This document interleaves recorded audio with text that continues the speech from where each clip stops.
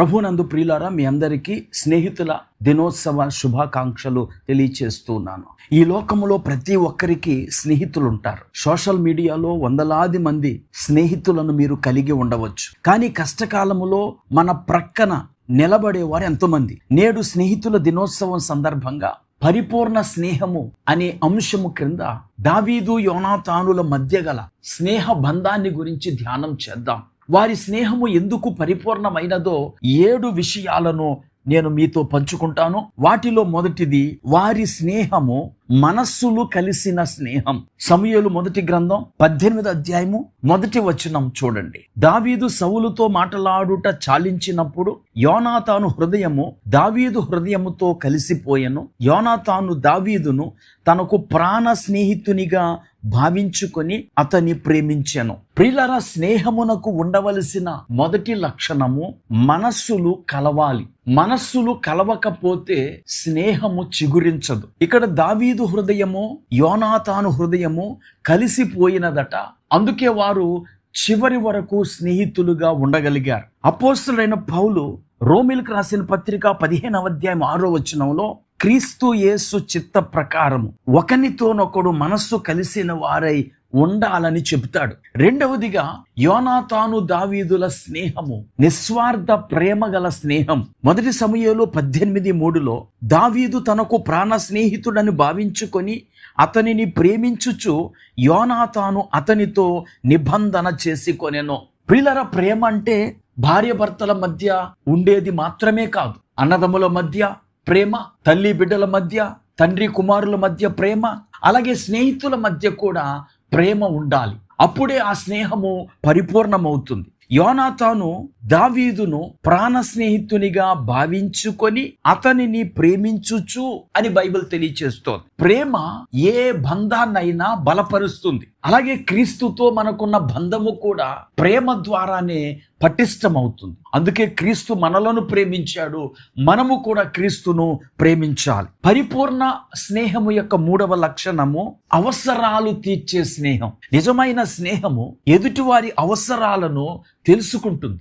దావీదు అవసరాలను ఎరిగిన యోనాతాను తన స్నేహ ధర్మాన్ని పాటిస్తూ తన దుప్పటిని, తన కత్తిని, తన విల్లును, తన నడికట్టును తీసి దావీదుకి ఇచ్చేశాడు. మన ప్రభువు కూడా మనలను స్నేహిస్తూ మన అవసరాలను తీర్చే దేవుడై ఉన్నాడు. పరిపూర్ణ స్నేహము యొక్క 4వ లక్షణము పెరుగుదలలో తరుగని ఇష్టము గల స్నేహము. మొదటి సమూయేలు గ్రంథం 19వ అధ్యాయము 1వ వచనం. అంతటా సౌలు, మీరు దావీదును చంపవలసినదని తన కుమారుడైన యోనాతానుతోనూ తన సేవకులందరితోనూ చెప్పగా, సౌలు కుమారుడైన యోనాతాను దావీదు యందు బహు ఇష్టము గలవాడై ఉండి, ప్రియులారా, సౌలు దావీదును చంపేయమని యోనాతానుకు చెప్పాడు, తన సేవకులందరికీ చెప్పాడు. ఎందుకు అంటే దావీదుకు కలిగిన ఘనతను సౌలు చూచి ఓర్వలేకపోయాడు. గొల్యాతును చంపిన తరువాత దేశమంతా దావీదును కొడియాడుతుంటే అది చూచిన సౌలు దావీదుపై విషపు చూపు నిలిపి అసూయపడ్డాడు. కానీ యోనాతానుకు ఆ అసూయ లేదు. నిజమైన స్నేహము అసూయకు తావివ్వదు. నీ స్నేహితుడు ఎదిగినప్పుడు, నీకంటే ఉన్నత స్థితిలో ఉన్నప్పుడు నీవు అసూయ పడుతుంటే నీవు నిజమైన స్నేహితుడివి, స్నేహితురాలివి కాదు.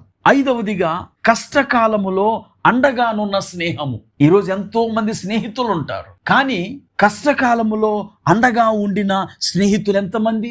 సౌలు దావీదును చంపేయటానికి నిర్ణయం చేసేసుకున్నప్పుడు తన తండ్రి యొక్క అభీష్టాన్ని నెరవేర్చకుండా దావీదును కాపాడటానికై నిర్ణయించుకున్న యోనాతాను దావీదును పొలములో కలుసుకొని ఒక రహస్య సంకేతముతో తాను ప్రమాదకరమైన స్థితిలో ఉన్నాడని, రాజనగరికి రావద్దు, పారిపోమ్మని చెప్పిన వ్యక్తి యోనాతాను. అనగా దావీదుకు కష్టాలు వచ్చినప్పుడు దావీదుకు సపోర్ట్గా నిలిచిన వ్యక్తి యోనాతాను. కష్టాల్లో వదిలిపెట్టేసేవాడు స్నేహితుడు కాదు, కష్టాలను పంచుకునేవాడే నిజమైన స్నేహితుడు. ఈ మాటలు వింటున్న ప్రియ స్నేహితులారా, మీ స్నేహితులు మిమ్మల్ని కష్టాల్లో వదిలేశారా? 6వదిగా, దావీదు యోనాతానుల స్నేహములో ఆదరణ ఉన్నది. యోనాతాను దావీదును ఆదరించాడు. మొదటి సమూయేలు గ్రంథం 20వ అధ్యాయం 41వ వచనంలో తన స్నేహితుడైన దావీదుకు ప్రమాదము సంభవించబోతున్న విషయాన్ని గ్రహించిన వాడై దావీదును ముద్దు పెట్టుకున్నాడు. దావీదు కూడా యోనాతానును ముద్దు పెట్టుకున్నాడు. వాళ్ళిద్దరూ ఒకరిని విడిచి ఒకరు విడిపోతున్నందుకు గాను బిగ్గరగా ఏడ్చారు. దావీదు మరింత బిగ్గరగా ఏడ్చినట్లు 1 సమూయేలు 20:41 మనము చదువుతాం. ప్రియులరా, అలాగూ ఏడ్చిన తరువాత యోనాతాను దావీదును ఆదరిస్తున్నాడు. ఏమని అంటే, మనస్సులో నెమ్మది కలిగి వెళ్ళు, దేవుడు నీ సంతతికి నా సంతతికి సాక్షిగా ఉంటాడు అని చెప్పి ఆదరించి తన స్నేహితుణ్ణి పంపివేశాడు యోనాతాను.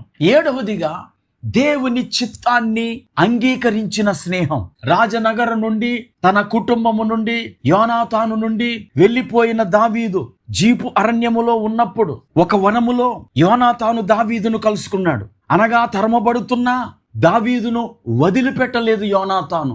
నిజమైన స్నేహితుడు విడువక ప్రేమించును అంటే అదే. అలాగూ వనములో దావీదును కలుసుకున్న యోనాతాను ఏం చెప్తున్నాడు తెలుసా? మా నాన్న అయిన సౌలు నిన్ను పట్టుకొనలేడు, నీవు భయపడవద్దు, నీవు ఇశ్రాయేలీయులకు రాజవగుదువు, నేను నీకు సహకారినవుదును అంటూ దేవుని చిత్తానికి అంగీకరించినవాడు. ప్రియులరా, సౌలు తర్వాత దావీదు రాజుగా ఉండటానికి దేవుడు నిర్ణయించాడు.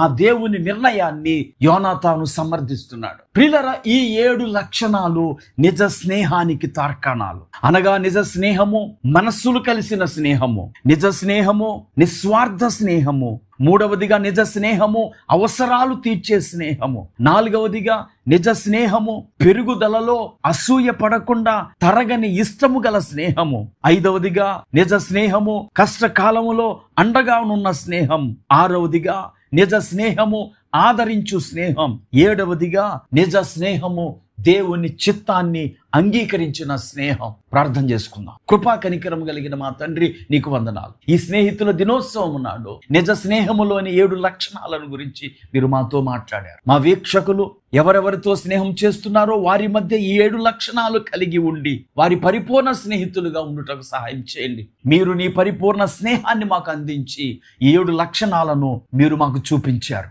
మేము కూడా ఈ లోకములో 7 లక్షణాలు చూపి నీ ప్రతినిధులుగా ఉండే కృప అనుగ్రహించమని యేసుక్రీస్తు నామమున ప్రార్థించి వేడుకుంటున్నాము.